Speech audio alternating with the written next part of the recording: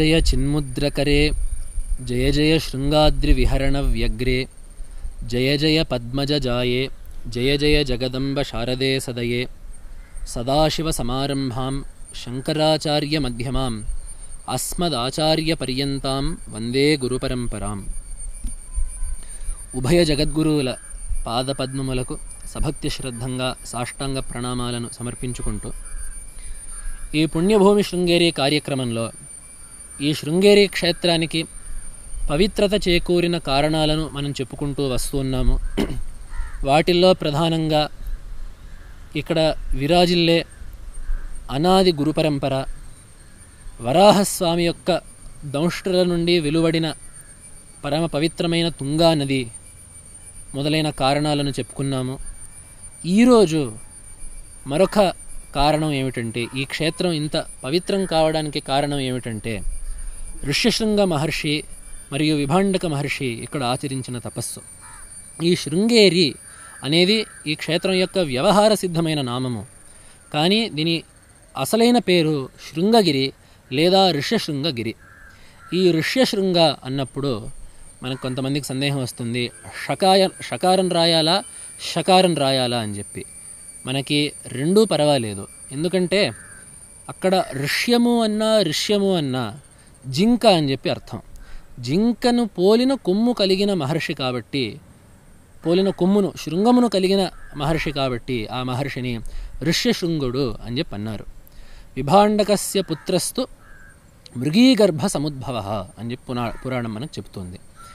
ఒకనాడు విభాండక మహర్షి యొక్క తేజస్సును ఒక మృగి, ఒక ఆడజింక రూపంలో ఉన్న అప్సరస్ స్త్రీ తాగడము చేత అక్కడ ఋష్యశృంగ మహర్షి సద్యోగర్భముగా ఆవిర్భవించారు అనేది పురాణం యొక్క కథ. కాబట్టి ఆ మహర్షికి జింక వంటి కొమ్ము కలిగి ఉండడము చేత ఆ మహర్షిని ఋష్యశృంగుడు అని చెప్పి అన్నారు. అట్లాంటి ఋష్యశృంగ మహర్షి యొక్క తపస్థలం కనుక ఈ క్షేత్రాన్ని ఋష్యశృంగగిరి అని, శృంగగిరి అని, కాలక్రమంలో శృంగేరి అని చెప్పి అన్నారు. ఈ మహర్షి యొక్క చరిత్ర మనకి విశేషంగా పురాణాల్లో కనపడుతుంది, అలాగే మహాభారతంలో వనపర్వంలోనూ కనపడుతుంది, మరింత విశేషంగా రామాయణంలో కనపడుతుంది. కాబట్టి ఈరోజు ఆ మహర్షి యొక్క పవిత్రమైన చరిత్రను రామాయణ మహాకావ్యం ఆధారంగా మనం చెప్పుకోబోతున్నాము. బాలకాండలో పుత్రార్థి అయిన దశరథుడు తన పురోహితుడు, ఆ రఘువంశానికి పురోహితుడైన వశిష్ఠ మహర్షిని ఉపాయమును కోరగా వశిష్ఠ మహర్షి అతనిని అశ్వమేధయాగాన్ని చేయమని చెప్పి సూచిస్తారు. కాబట్టి మొదట్లో సంకల్పించింది అశ్వమేధయాగం మాత్రమే. ఆ అశ్వమేధయాగాన్ని దశరథుడు సంకల్పించగా ఏకాంతంలో అతని యొక్క ఆంతరింగిక మంత్రి మరియు రథసారథి అయిన సుమంత్రుడు దశరథుడితో, ఆ మహారాజుతో తను పూర్వం విన్న ఒక వృత్తాంతాన్ని చెప్పడం మొదలుపెట్టాడు. ఏతచ్ఛ్రుత్వా రహస్సూతో రాజానమిదమబ్రవీత్. రహః ఏకాంతంలో ఆ సూతుడు రథసారథి అయిన సుమంత్రుడు మహారాజుతో ఈ మాటను అన్నారు. ఋత్విగ్భురుపదిష్టోయం పురావృత్తో మయాశ్రుతః. అయమర్థ, నేను ఇప్పుడు మీకు చెప్పబోయే కథని ఋత్విగ్భి ఉపదిష్ట, ఇది ఋత్విక్కుల చేత నేను విన్న కథ, సనత్కుమారుడు ఒకప్పుడు చెప్పిన కథ అని చెప్పి ఆ కథని మొదలు పెడుతున్నారు. సనత్కుమారో భగవాన్ పూర్వం కథితవాన్ కథాం ఋషీణాం సన్నిధౌ రాజన్ తవ పుత్రాగమం ప్రతి. ఓ మహారాజా, నువ్వు సంతానాన్ని పొందడానికి సంబంధించిన ఒక కథని పూర్వకాలంలో మహర్షుల యొక్క సభలో సనత్కుమారుడు ఈ కథను చెప్పాడు. కశ్యపస్య తు పుత్రోస్తి విభాండక ఇతి శ్రుతః ఋష్యశృంగ ఇతి ఖ్యాతః తస్య పుత్రో భవిష్యతి. బ్రహ్మ మానసపుత్రుడు, ప్రజాపతులలో ప్రధానుడు అయిన కశ్యప మహర్షి యొక్క పుత్రుడుగా విభాండక మహర్షి అని ఒకరు సంభవిస్తారు. అతని యొక్క పుత్రుడిగా ఋష్యశృంగ మహర్షి అను మహర్షి ఆవిర్భవిస్తారు. సవనే నిత్య సంవృద్ధ మునిర్వనచర సదా నాణ్యం జానాతి విప్రేంద్రో నిత్యం పిత్రనువర్తనాత్. ఈ ఋష్యశృంగ మహర్షి ఏకాంతంగా వనంలో పెరిగాడు. తనని తన తండ్రి గారు అట్లాంటి ఏకాంతంలో పెంచడం వల్ల ఆ ఋష్యశృంగ మహర్షికి ఆ ఆశ్రమ స్థలము తప్ప అసలు ప్రపంచము తెలియనే తెలియదు.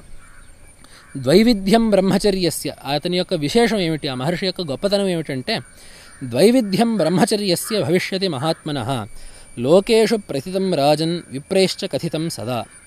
అతని యొక్క బ్రహ్మచర్యము రెండు విధాలుగా సాగుతుంది. ముందు లోకేషు ప్రసిద్ధం, లోకంలో ప్రసిద్ధమైన స్త్రీ సాంగత్యానికి దూరంగా ఉండడము అని ఏ బ్రహ్మచర్యం అయితే లోకంలో ప్రసిద్ధంగా ఉందో అట్లాంటి బ్రహ్మచర్యాన్ని అత్యంత ఉత్కృష్టమైన పద్ధతిలో ఆ మహర్షి పాటిస్తారు. అదేవిధంగా వివాహం అయిన తర్వాత కూడా విప్రైశ్చ కథితం సదా, స్మృతికారులు చెప్పిన మరొక బ్రహ్మచర్యాన్ని కూడా ఆ మహర్షి పాటిస్తారు. మనకి స్మృతి గ్రంథాల్లో కనపడుతుంది, గృహస్థాశ్రమాన్ని స్వీకరించినప్పటికీ బ్రహ్మచర్యాన్ని పాటించే విధానం ఒకటి ఉంది. ఋతుగమనాన్ని మాత్రమే చేయడము బ్రహ్మచర్యంగానే మన శాస్త్రాలు లిఖించాయి.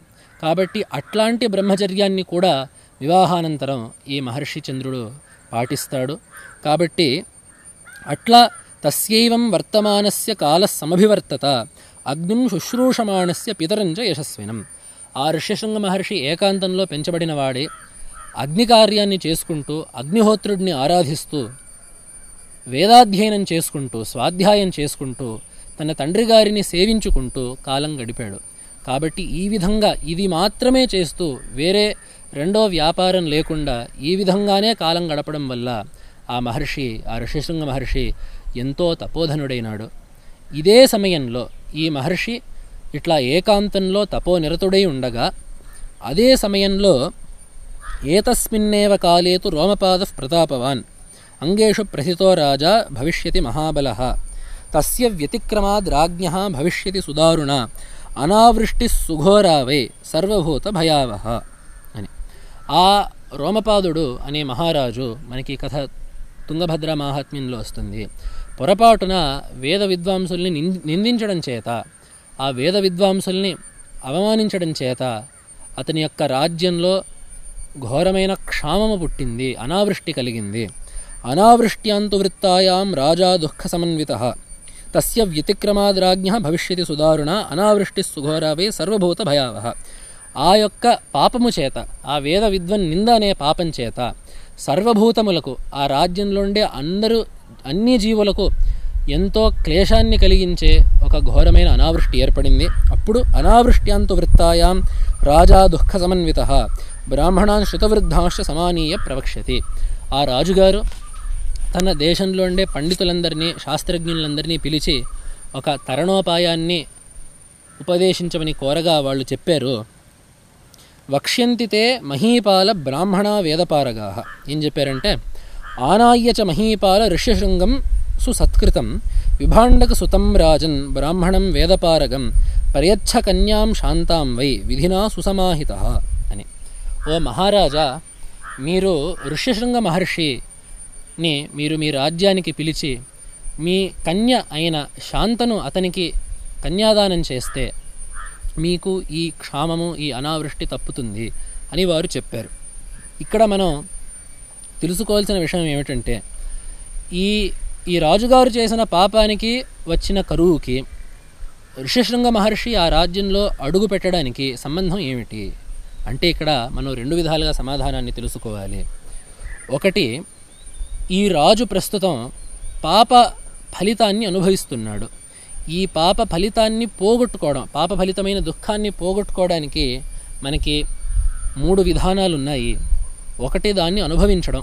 నాభుక్తం క్షీయతే కర్మ కల్పకోటి శతైరపి అని చెప్పి, ఆ కర్మని అనుభవిస్తే తప్ప అది క్షయం కాదు. కాబట్టి ఒక విధంగా దుఃఖం పోవాలంటే దాన్ని అనుభవించడమే ఒక రకంగా ఆ పాపం పోవడానికి కారణం అవుతుంది. రెండవది, శాస్త్రంలో చెప్పిన ప్రాయశ్చిత్తాలు. ఈ ప్రాయశ్చిత్త కర్మల్ని ఆచరించడం చేత చేసిన పాపం యొక్క తీవ్రత తగ్గడమో లేదా ఆ పాప ఫలితం పూర్తిగా ప్రతిబద్ధం కావడమో జరుగుతుంది. మూడవది ఏమిటంటే మహాపురుషు యొక్క అనుగ్రహం. అట్లాంటి మహాపురుషుడి యొక్క అనుగ్రహం కలిగినట్లయితే ఆ పాప ఫలితాలు కొంత ఉపశమించే అవకాశం ఉన్నది. కాబట్టి అట్లాంటి మహాపురుషుడు ఈ ఋష్యశృంగ మహర్షి. ఎందుకు ఇతనికి వేరే వాళ్ళకి తేడా ఏమిటి అని చెప్పంటే, వేరే వాళ్ళు శుద్ధులు ఉండవచ్చు మహర్షులు, అలాగే ధర్మజ్ఞులు, నీతికోవిదులు, వేదపారగులు వేరే మహర్షులు ఉండవచ్చు. కానీ ఈ ఋషిశృంగ మహర్షి వారందరికంటే కూడా శుద్ధుడు. ఎందుకంటే ఇతనికి లోకము సుతరాము తెలియదు. అసలు పాపపుణ్యాలు కాదు కదా, అసలు పాపం అనేది ఒకటి ఉంది అని చెప్పి కూడా తెలియదు. సుఖాలు ఎరుగడు. లోకంలో నగరాలు రాజ్యాలు ఉంటాయని చెప్పి కూడా తెలియదు. ఈ మహర్షికి తన తండ్రి గారు, తన ఆశ్రమము, ఆ కందమూల ఫలాలు, అగ్నిహోత్రము, వేదాధ్యయనం తప్ప రెండో విషయం తెలియదు. కాబట్టి అసలు పాపము బుద్ధిలోనే లేని, అసలు పాపం అంటే కూడా తెలియని ఈ ఋషి ఎంతో పవిత్రుడయ్యాడు. వేరే వ్యక్తుల కంటే కూడా, వేరే సాధువుల కంటే కూడా ఎంతో ఉత్కృష్టమైన పవిత్రతను సంపాదించుకున్నాడు. కాబట్టి అట్లాంటి మహర్షి తన దేశంలో పాదస్పర్శ చేస్తే చాలు, తాను చేసిన పాపం యొక్క ఫలితము ప్రతిబద్ధమై ఆ పాపం యొక్క దుఃఖం తొలగి క్షిప్రమే ఆ దేశము సుభిక్షమవుతుంది అనేది అక్కడ ఒక విషయము. రెండవ విషయం ఏమిటంటే, ఎక్కడైతే ధర్మం విలుస్తుందో అక్కడ ప్రకృతి సుముఖంగా ఉంటుంది.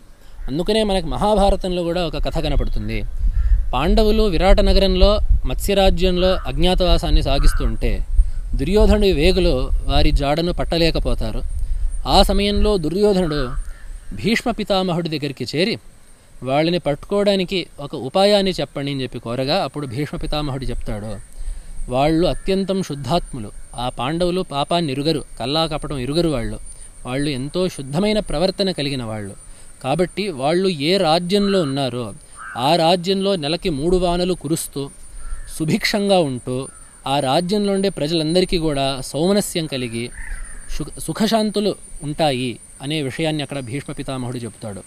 అంటే మనకు తెలిసేది ఏమిటంటే, ఎక్కడైతే ధర్మం ఉంటుందో అక్కడ ప్రకృతి కూడా తన ధర్మాన్ని నిర్వర్తించి అక్కడ ఆ ధార్మికుల్ని సంతోషపెడుతుంది. ఎందుకంటే ఆ ధర్మమే ప్రకృతిని చూసుకోవడం కనుక. కాబట్టి ఇది 2 విధాలుగా వెళ్ళే సంబంధం.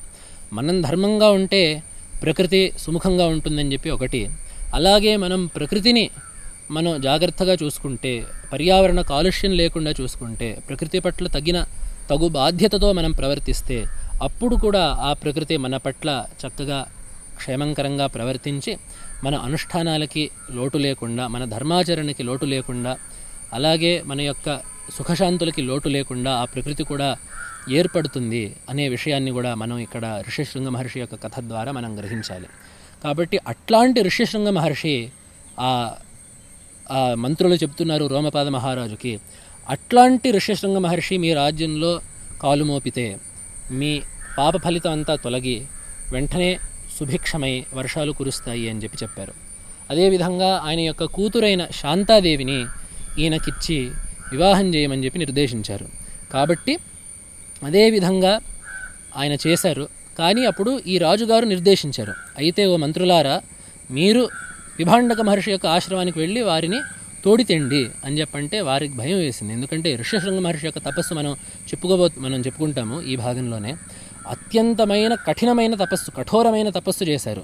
కాబట్టి అట్లాంటి తపోనిధి కంటపడి మాట్లాడేంత ధైర్యము ఈ మంత్రులకు లేదు. అదే వారంటారు, తేతు రాజ్ఞో వచశ్రుత్వ వ్యథితాః వినతాననాః నగచ్చేమ ఋషేర్భీతాః అనునేష్యంతి తన్నృపం. మేము ఋషికి భయపడి మేము ఆ చోటికి వెళ్ళలేమని చెప్పంటే అప్పుడు ఆ రాజుగారు తన యొక్క ఆస్థాన నర్తకులను అలాగే గణికలను పంపిస్తే వాళ్ళందరూ ఆశ్రమానికి వెళుతారు. ఏమిటి మీరు అవలంబించే ఉపాయం అని చెప్పి అడిగితే ఆ గణికలు చెబుతున్నారు, ఋష్యశృంగో వనచరః తపస్వాధ్యాయనే రతః అనభిజ్ఞస్స నారీణాం విషయాణాం సుఖస్య చ. ఈ ఋష్యశృంగుడు అనేవాడు నారీణాం అనభిజ్ఞ, అతనికి అసలు స్త్రీలంటేనే తెలీదు. అతను తన జీవితంలో పురుషులనే చూశాడు తప్ప స్త్రీలను చూడలేదు. అసలు పురుషుల కంటే భిన్నంగా స్త్రీలు ఉంటారు అని చెప్పి కూడా అతనికి తెలియదు.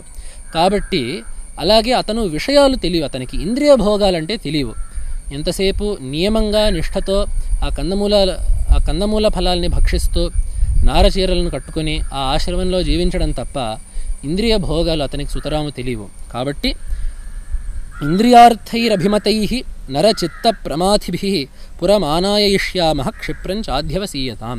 కాబట్టి మనుషుల యొక్క మనస్సుల్ని ఆకర్షించే ఎన్నో భోగాల చేత మేము అతన్ని ఆకర్షించి ఈ దేశానికి తీసుకొస్తామని చెప్పి అన్నారు. అంటే ఈ భోగాలకి ఎట్లాంటి సామర్థ్యం ఉందంటే ఉన్న మనస్సుని వేరే దగ్గరికి లాగేస్తాయి. అందుకనే భగవంతుడు గీతలో అంటాడు, ఇంద్రియాని ప్రమాథీని హరంతి ప్రసభం మనః అని చెప్పి.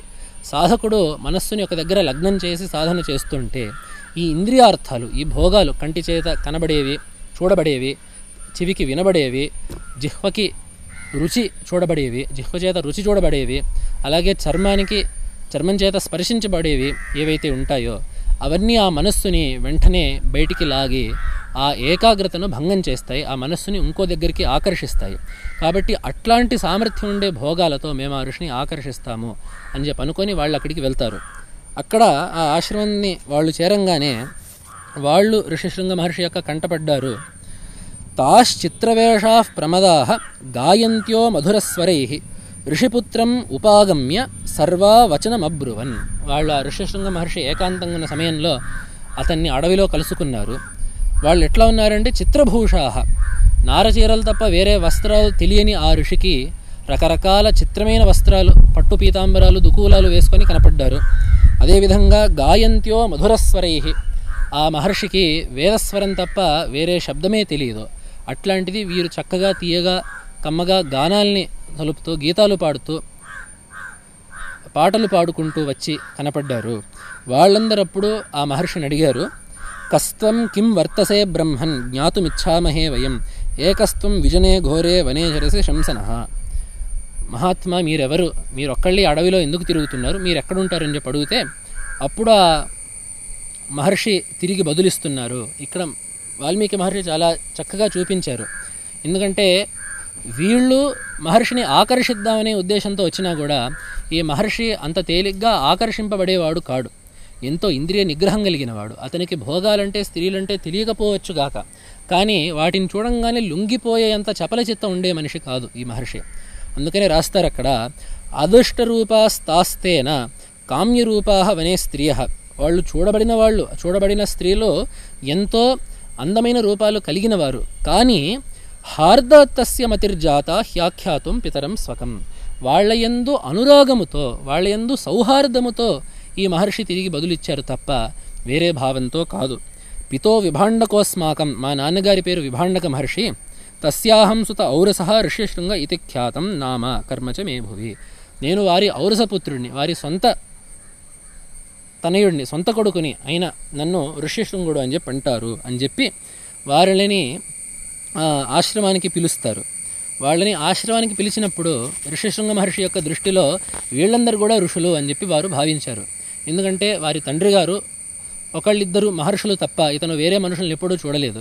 కాబట్టి ఈ వేశ్యలు కూడా, ఈ గణికలు కూడా మహర్షులు అని చెప్పి అనుకొని ఆగతానాం తతః పూజాం ఋషిపుత్రశ్చకార. వారికి అన్ని అతిథి మర్యాదలు, తనకంటే పెద్దవారైన ఋషులు కనపడితే ఏ మర్యాదలు చేయాలో ఆ మర్యాదలన్నీ పాటించారు ఋష్యశృంగ మహర్షి. ఇదమర్ఘ్యం ఇదం పాద్యం ఇదం మూలం ఇదం ఫలం. ఇది అర్ఘ్యం ఇది పాద్యం అని చెప్పి అర్ఘ్యపాద్యాలు ఇచ్చి వారికి తినడానికి కందమూల ఫలాలు ఇచ్చారు. వాటిని స్వీకరించి ఈ స్త్రీలు ఏం చేశారంటే, మేము కూడా మీకు తిరిగి సత్కారం ఒకటి చేస్తాము అని చెప్పి అస్మాకమపి ముఖ్యాన్ని, వాళ్ళు అంటున్నారు ఆ మహర్షితో, అస్మాకమపి ముఖ్యాన్ని ఫలా నియమాని వైద్విజ గృహాణ ప్రతిభద్రంతే భక్షయస్వచ మాచిరం. మా దగ్గర కూడా కొన్ని పండ్లు, విశేషమైన ఫలాలు మేము కూడా తీసుకొచ్చాము, ఇవి కూడా మీరు ఆలస్యం చేయకుండా మీరు కూడా వీటిని భుజించండి అని చెప్పి తతస్తాస్తం సమాలింగ్య హర్షాః సర్వా హర్ష సమన్వితాః మోదకాన్ ప్రదదుస్తస్మై భక్షాంశ్చ వివిధాన్ శుభాన్. అతనికి మోదకాలు మొదలైన ఎన్నో తీపి పదార్థాలు ఇచ్చి అతనికి ఇవి ఫలాలు అని చెప్పి ఇచ్చారు. కాబట్టి అతనికి కూడా అట్లాంటి తీపి పదార్థాలు, రకరకాల వంటకాలు, పిండి వంటలు ఇతనికి తెలియవు కాబట్టి, కందమూలాల ఫలాలు తప్ప ఇతనికి వేరేవి తెలియవు కాబట్టి అవి కూడా ఫలాలు అనుకొని అతను వాటిని స్వీకరించారు. ఈ విధంగా వాళ్ళు ఆ రోజు సెలవు తీసుకుంటే ఆ పక్క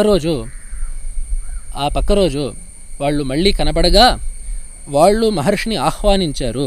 ఉపసృత్య తతస్సర్వాః తాస్తమూచురిదం వచః ఏ హ్యాశ్రమ పదం సౌమ్య హ్యస్మాకమితి చాబ్రువన్. హే సౌమ్య, ఓ నెమ్మదస్తుడైన వాడా, మా ఆశ్రమ పదానికి మీరు రండి అని చెప్పి పిలిచారు. ఏహి ఆశ్రమ పదం అస్మాకం అని చెప్పి మా ఆశ్రమానికి రండి అని చెప్పి ఈ స్త్రీలు పిలిచారు. కాబట్టి ఇతనికి కూడా వాళ్ళు ఋషులే అనే భావన ఉంది కాబట్టి, వాళ్ళు ఉండేది కూడా ఆశ్రమం కాబట్టి మర్యాదని పాటించి వాళ్ళతో పాటు వెళ్ళారు మహర్షికి తప్ప వాళ్ళు చూపించిన భోగాలకి ఆశపడి మాత్రం వెళ్ళలేదు. చిత్రాణ్యథ బహూని స్యుః మూలాని చ ఫలాని చ తత్రాప్యేష విధి శ్రీమాన్ విశేషేణ భవిష్యతి అని చెప్పి చెప్పారు ఆ స్త్రీలు ఆయనతో. మా ఆశ్రమం ఒకటి ఉంది, మీరు తప్పకుండా మీరు కూడా మాతో పాటు ఇప్పుడు మా ఆశ్రమానికి దయచేయండి. మేము నిన్న మీ ఆశ్రమానికి వచ్చాము, ఇప్పుడు మీరు మాతో పాటు మా ఆశ్రమానికి రండి. నిన్న ఎలాగైతే మిమ్మల్ని సత్కరించాము, మీరు మమ్మల్ని సత్కరించారో మేము కూడా మిమ్మల్ని అలాగే మా ఆశ్రమంలో మేము సత్కరించుకుంటాము అని చెప్తే, వాళ్ళ యందు గౌరవముతో, అతని దృష్టిలో ఆ మహర్షుల యందు గౌరవముతో ఈ ఋష్యశృంగ మహర్షి వాళ్ళతో పాటు ప్రయాణం అయ్యారు. గమనాయ మతించక్రే అని చెప్పి. అప్పుడు వాళ్ళతో పాటు వెళ్ళిన ఆ ఋష్యశృంగ మహర్షి ఆ రాజ్యంలో అడుగు మోపారో లేదో వెంటనే తత్ర చానీయమానేతు విప్రే తస్మిన్ మహాత్మని వవర్ష సహసా దేవ జగత్ ప్రహ్లాదయోస్తదా. అతను భూమిలో అంగదేశంలో ఋష్యశృంగ మహర్షి కాలు మోపంగానే వెంటనే ఆ బ్రహ్మాండమైన వర్షాలు కురిసి ఎంతో నిండుగా వర్షించి అక్కడుండే దుర్భిక్షము క్షామం తొలగింది. వర్షేణైవాగతం విప్రం విషయం స్వం నరాధిప ప్రత్యుద్గమ్య మునిం ప్రహ్వ శిరసాచ మహింగత. చక్కని నుడికారం ఇక్కడ. వర్షంతో పాటు తన దేశానికి వచ్చిన ఆ ఋషిని ఆ మహారాజు కలుసుకొని నమస్కరించి సకల మర్యాదలు చేశారు అని చెప్పి రాశారు.